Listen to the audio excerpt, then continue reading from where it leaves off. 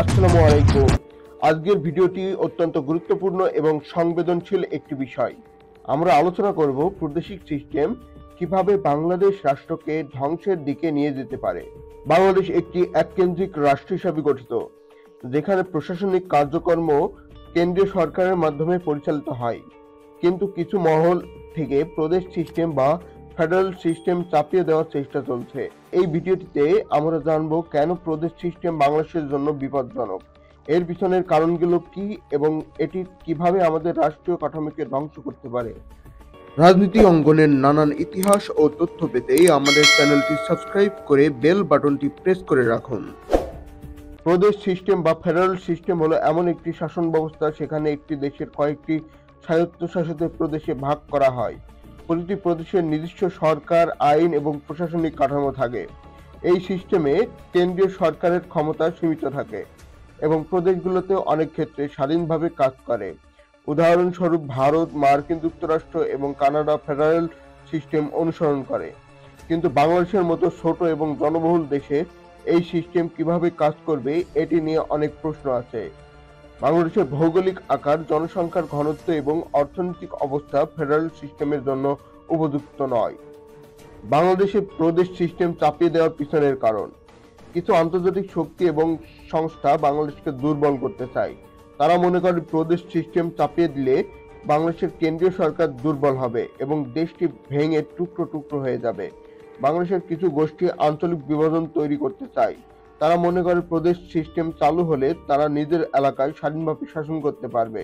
কিছু রাজনৈতিক দল মনে করে প্রদেশ সিস্টেম চালু হলে তারা নিজেদের এলাকায় ক্ষমতা ধরে রাখতে পারবে। বাংলাদেশের বিভিন্ন সংস্কৃতি এবং ভাষার মানুষ বসবাস করে। কিছু মহল মনে করে প্রদেশ সিস্টেম চালু হলে তারা সাংস্কৃতিক বিভাজন তৈরি করতে পারবে। একটি ছোট দেশ এবং একটি প্রদেশ সিস্টেম চালু হলে রাষ্ট্রীয় ঐক্য নষ্ট হবে। প্রতিটি প্রদেশে নিজেকে আলাদা আলাদা মনে করবে এবং কেন্দ্রীয় সরকারের প্রতি আনুগত্য কমে যাবে। প্রদেশ সিস্টেম চালু হলে প্রতিটি প্রদেশে নিজের অর্থনীতি নিয়ে চিন্তা করবে, ফলে জাতীয় অর্থনীতি দুর্বল হবে এবং দেশটি দরিদ্র হয়ে যাবে। বাংলাদেশে প্রদেশ সিস্টেম চালু হলে প্রশাসনিক কার্যক্রমে জটিলতা তৈরি হবে।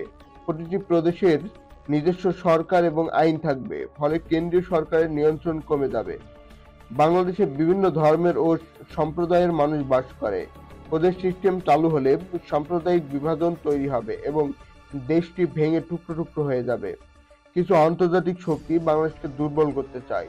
তারা মনে করে প্রদেশ সিস্টেম চালু হলে বাংলাদেশের কেন্দ্রীয় সরকার দুর্বল হবে এবং দেশটি ভেঙে টুকরো টুকরো হয়ে যাবে। বাংলাদেশের ইতিহাসে প্রদেশ সিস্টেম বা ফেডারেল সিস্টেম কোনো স্থান নেই।